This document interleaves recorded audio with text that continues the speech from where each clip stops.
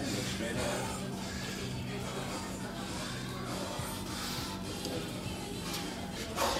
Great. Frank Amarante came to us, it was January 3rd, 2008, a little over a year.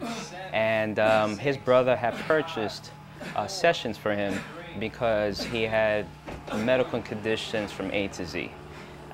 His doctor had mentioned to him that, Frank, either you do something about it or you're on that path.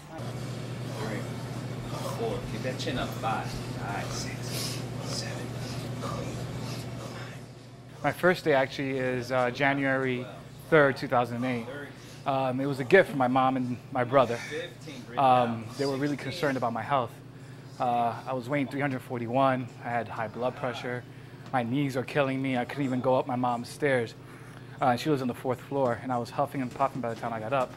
So my mom and my brother chipped in for a gift. And it was Mr. America's personal training. And my brother said that, Frank, you know, you need to go. We spend a lot of money on a package, and if you don't go, it'll be a waste of money. And so I was compelled to come. I didn't want to come. It was a year and a half since I even did anything that was close to physical. But that's what first compelled me to come here. My brother said, Frank, we're spending a lot of money on you, and if you don't come, I'm going to kick your ass. Good. So that'll get you going anytime. And I felt bad. I felt compelled to come here in the beginning. And so they originally paid for an 8-session, what is it, group that you guys call it? Or 8-session package. And I just, after that, after listening to Butch and Albert and actually seeing results, like I think the first 2 or 3 weeks I lost 17 pounds just from doing nothing to eating better. And that's the original water weight. Yeah, I like to say. Well, I know. I've never been that heavy, but I've been through a little. The first week or two was a little easy. Yeah. Then you hit the plateau and you got to exercise more. Yeah. Well, at one point. Perk up the aerobics. Oh, at one point there was a good 3 weeks where I was studying. I didn't gain it, but I just wasn't losing it at a rate that I wanted to. Whether it was 2 pounds, 3 pounds, 30 pounds. That's okay. And then we just switched the diet a little bit. We adjusted and got into boot camp, and then I've been consistent. Because some people do need motivation, and you are motivated. Oh, thank you. Well, when I heard about you, I said, I'm going to come on a Saturday. You are one of the few people that get me going on Saturday morning at 9 o'clock. It does take me a little more time. About that outside. He saw me outside hobbling, and I said, "Oh no, I'm here." But the coffee's cooking in now, so I feel a little better. Thank you. Frank, Albert, get in the picture. Okay.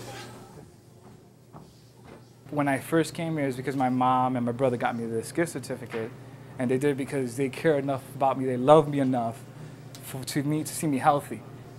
And if if you're out there and you're thinking that you can't do it, that you're scared to do it, that maybe you don't even have even the financial means of doing it, because there's sacrifices that you make to come here, and it's an emotional sacrifice. It's sometimes a financial sacrifice, but it pays off.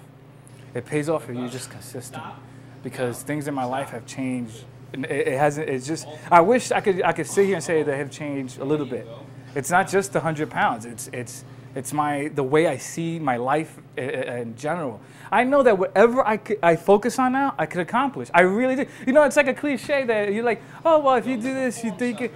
I honestly believe in my life that I'm gonna get I get to my goal of 200 pounds, that everything else falls in line, and I've never felt like that in my life, and I think it's because, when you're heavy, really heavy, when you're 341, your real self is trapped, but you're trapped for so long under this layer of fat that you don't realize it. You don't. You think everything's fine. You start believing that everything is fine. So, part of it is maybe this is your bottom. You have to hit bottom, and once you hit bottom, I think you have no choice. And like I said, I don't want to ever go through asking a stewardess for an extension. I don't ever want to break my pants. I mean, the year prior to this, I bought 3 office chairs because I broke them all. And it wasn't because I was leaning back. It's after a while you just get frustrated, and that was my bottom.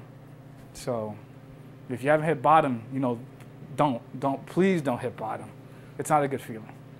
This is just coming in here, it's positive, it's great. I cannot picture not doing this for the rest of my life. I just cannot.